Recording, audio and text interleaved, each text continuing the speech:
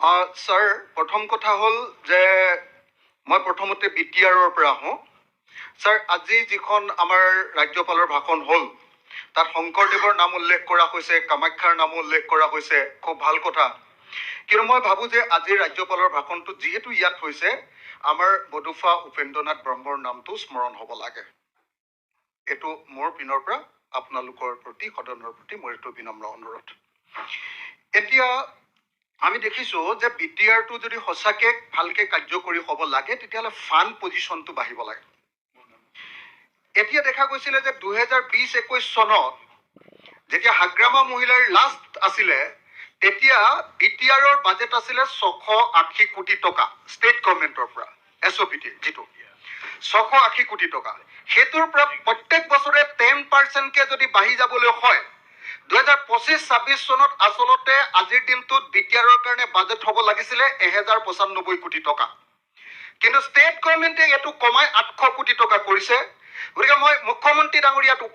উপস্থিত আছে, মই মুখ্যমন্ত্ৰী ডাঙৰীয়াক অনুৰোধ জনাইছোঁ যে আৰু 295 কোটি টকা BTRক দিয়াৰ ব্যৱস্থা গ্ৰহণ কৰিব লাগে। ঠিক তেনেকে মই ভাবোঁ যে ডিমা হাছাও অট'নমাছ কাউন্সিল আৰু কাৰ্বি অট'নমাছ কাউন্সিলৰ ক্ষেত্ৰতো 10%কে বঢ়োৱাৰ যিটো নিয়ম, সেই অনুসৰি ডিমা হাছাও অট'নমাছ কাউন্সিল আৰু আপোনাৰ কাৰ্বি অট'নমাছ কাউন্সিলকো ফাণ্ডটো SOPT বা ষ্টেটৰ পৰা দিয়া ফাণ্ডটো অলপ বঢ়াব লাগে। এইটো দুৰ্ভাগ্যজনক কথা যে এবাৰ চেণ্ট্ৰেল গভৰ্ণমেণ্টৰ ফাণ্ডটো BTRৰ ক্ষেত্ৰত কমাই দিছে। মই আশা কৰোঁ আমাৰ ষ্টেট গভৰ্ণমেণ্টে চেণ্ট্ৰেল গভৰ্ণমেণ্টক এইটো বঢ়াবৰ কাৰণে অনুৰোধ কৰিব।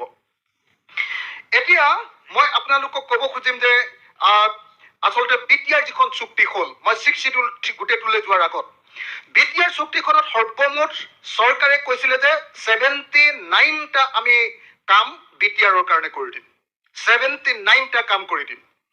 অলপ আগতে মই মুখ্যমন্ত্ৰী ডাঙৰীয়াৰ লগত কথা পাতিছিলোঁ তেতিয়া তেখেতে ক'লে যে অকল এটাহে কাম বাকী আছে, গোটেইখিনি কৰিলোঁ। মই দেখিলোঁ যে গোটেইখিনি মই নিজে ইয়াতে একদম ধুনীয়াকৈ বনাই আনিছোঁ ৰিচাৰ্চ কৰি, সব মানুহৰ লগত কথা বাৰ্তা পাতি, যে আচলতে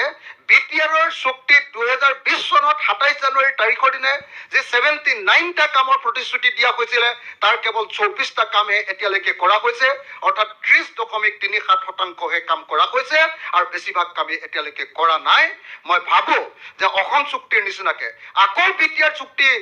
কাৰ্যকৰী কৰিব লাগে বুলি যাতে বড়ো মানুহে আন্দোলন কৰিবলগীয়া নহয়, আকৌ যদি বড়ো মানুহে হাতত অস্ত্ৰ তুলিবলগীয়া নহয়, তাৰ কাৰণে এবছৰৰ ভিতৰতে BTR চুক্তি 2020 চনৰ চুক্তিৰ 100% দফাসমূহ কাৰ্যকৰী কৰাৰ ব্যৱস্থা গ্ৰহণ কৰিব লাগে। এতিয়া যদি মই কওঁ এটা বা দুটা যদি উদাহৰণ দি দিওঁ, মুখ্যমন্ত্ৰী ডাঙৰীয়াই নিজে গম পাব। ইয়াত আছিলে অল্টাৰেশ্যন অফ এৰিয়া, BTADৰ অল্টাৰেশ্যন এৰিয়াত কৈছিলে যে inclusion of villages having majority tribal population, কৈছিলে যে তেনেকুৱা গাঁও আছে মই জনামতে 1100খন, এতিয়ালৈকে তেনেকুৱা ট্ৰাইবেল গাঁও ইয়াত অন্তৰ্ভুক্ত কৰিছে মাত্ৰ 60খন। Exclusion of villages having majority non tribal population, যিবিলাক নন ট্ৰাইবেল পপুলেশ্যন যাত 51তকৈ কম ট্ৰাইবেল মানুহ আছে সেইবিলাকক BTRৰ পৰা কটাৰ কথা আছিলে, তাৰ এখনো গাঁও এতিয়ালৈকে কটা নাই, সেইটো কটাৰ ব্যৱস্থা কৰিব লাগে। তাৰপাছত BTADৰ আপোনাৰ কনষ্টিটুৱেঞ্চি 40টাৰ পৰা 60টা কৰাৰ কথা আছিলে। 125 যিটো এমেণ্ডমেণ্ট আছে তাত নিশ্চয় এইটো আহিব। ইয়াৰ আগৰ আমাৰ ভাৰতৰ কেন্দ্ৰীয় চৰকাৰ লোকসভা আৰু ৰাজ্যসভাত যিটো 125 যিটো এমেণ্ডমেণ্ট বিল আছে তাত এইটো সংখ্যা BTRৰ কথাটো উল্লেখ নাই, এইবাৰ নিশ্চয় সোমাব নেক্সট ছিজনত। মই আশা কৰোঁ যে এই এমেণ্ডমেণ্টত 40টাৰ পৰা 60টা BTRৰ চিট আপোনাৰ MCLৰ চিটটো 60টাৰ পৰা 80টা নহয়, 40টাৰ পৰা 60টা, 40টাৰ পৰা 60টা কৰাৰ ব্যৱস্থা গ্ৰহণ কৰিব লাগে। এই তিনিটাই কাম কৰা নাই। এই তিনিটাৰ ভিতৰত মই দেখুৱালো যে এটাৰ সামান্য অংক এটা 1100খন গাঁৱৰ ভিতৰত মাত্ৰ 60খন গাঁও এতিয়ালৈকে অন্তৰ্ভুক্ত কৰিছে। তাৰপাছত যদি চাওঁ যে review of power and function of BTC, তাত 90টা যিটো হেৰি দিয়াৰ কথা আছিলে সেইবিলাকো এতিয়ালৈকে কাৰ্যকৰী হোৱা নাই। আনহাতে ভাৰতৰ সংবিধানত মানে কি হ'ল এতিয়া কি আটাইতকৈ ডাঙৰ প্ৰব্লেমটো হ'ল বিটিআৰ বা যিকোনো 6 শিডিউল এৰিয়া কাৰ্বি আংলঙে হওক বা ডিমা হাছাও আটাইতকৈ ডাঙৰ প্ৰব্লেমটো হ'ল যে যিটো পইচা আহে কেন্দ্ৰীয় চৰকাৰৰ পৰা অহা পইচাটো আকৌ ৰাজ্য চৰকাৰলৈ আহে ৰাজ্য চৰকাৰে কেইদিনমান তাতে উমনি দিয়ে তাৰপিছত আকৌ বহুদিনৰ মূৰতে আমাৰ বিটিআৰলৈ পঠিয়াই দিয়ে বা কাৰ্বি আংলঙলৈ পঠিয়াই দিয়ে সেইটো ডাইৰেক্টলি দিবৰ কাৰণে 125ত যিটো সংশোধনী আনিব খোজা হৈছে সেই সংশোধনীটো বিসংগতিপূৰ্ণ বিসংগতিপূৰ্ণ এই কাৰণে যে ভাৰতৰ সংবিধানৰ আৰ্টিকল 275হে অটনমাস কাউন্সিল 6 শিডিউল এলেকাবিলাকৰ ফাণ্ডৰ কথাটো আছে কিন্তু 125ত আৰ্টিকল 280 সংশোধন কৰাৰ কথাহে কোৱা হৈছে 280 সংশোধন কৰাৰ কথা কৈছে এইটো অকল আমাৰ ডিষ্ট্ৰিক্ট কাউন্সিল আমাৰ পঞ্চায়তবিলাক ডিষ্ট্ৰিক্ট পঞ্চায়তবিলাকৰ কাৰণে তেতিয়া বিটিআৰৰ মৰ্যাদা হ্ৰাস হ'ব বিটিআৰত আচলতে যি ক্ষমতা দিব খোজা কৈছে সেই ক্ষমতাটো নাইকিয়া হ'ব আৰু মই কেইটামান ইনষ্টিটিউচন বিটিআৰ কি হৈছে কি নহৈছে দুটা তিনিটা ছাৰ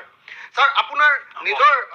জনগোষ্ঠীৰ কথা ছাৰ মোক দুটা তিনিটা কথা ক'ব লাগিব এক মিনিটত শেষ ছাৰ কৰি দিও ছাৰ মোক এটা কথা এক মিনিটত শেষ কৰি দিও ছাৰ চেণ্ট্ৰেল গভৰ্ণমেণ্টে কৈছিলে চেণ্ট্ৰেল গভৰ্ণমেণ্টে কৰিম বুলি কৈছিলে education and other important institution বিটিআৰৰ কাৰণে কৈছিলে যে বডোফা উপেন্দ্ৰনাথ ব্ৰহ্ম চেণ্ট্ৰেল ইউনিভাৰ্চিটি এট বৰমা এতিয়ালৈকে হোৱা নাই নেশ্যনেল স্পৰ্টছ ইউনিভাৰ্চিটি হোৱা নাই ছাৰ স্পৰ্টছ অথৰিটি অফ ইণ্ডিয়াৰ আপোনাৰ চেণ্টাৰ ওদালগুৰি বাক্সা আৰু চিৰাং কেৱল ওদালগুৰিটো হৈছে ছাৰ তাৰ বাহিৰে বাকীকেইটা হোৱা নাই sir institute of livelihood management Tangla সেইটো হোৱা নাই sir north east regional institute of medical science at Raumari এইটো হোৱা নাই ছাৰ যদি মই এটা এটাকে hotel and tourism management institute এটা এটাকে যদি ছাৰ কৈ দিওঁ তেতিয়াহ'লে দেখিবলৈ পাব যে বেছিভাগেই অথচ মুখ্যমন্ত্ৰীয়ে ভাবি আছে যে মই যিমানকেইটা কাম কৰিম বুলি কৈছিলোঁ চুক্তিত যিমান কথা আছে তাৰ এটাহে বাকী আছে বুলি তেখেতে মনে মনে ভাবি আছে আজি অলপ আগতে মই কথা পাতোতে এইটো কৈছোঁ গতিকে ছাৰ বিটিআৰ চুক্তি 100% ছাৰ কাৰ্যকৰী হ'ব লাগিব নহ'লে আকৌ ইয়াত কিন্তু অস্ত্ৰৰ জনজননী হ'ব ছাৰ সেইটো আমি নিবিচাৰোঁ ছাৰ সেইকাৰণে 100% ছাৰ ছাৰ সেইকাৰণে 100% ছাৰ ইয়াত কাৰণে আলোচনা কৰিছে আপোনাৰ সাজেশন সেইকাৰণে 100% আপোনাৰ সাজেশনটো দিয়ক কৰিব লাগে ছাৰ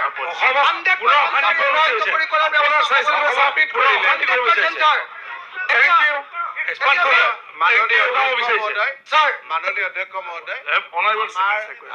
অখিল গগৈয়ে মই তেখেতক অনুৰোধ কৰিম যে ইয়াত এটা খুব ভাল পৰিৱেশত আমি মিলনৰ এটা ভূমি পাতিছোঁ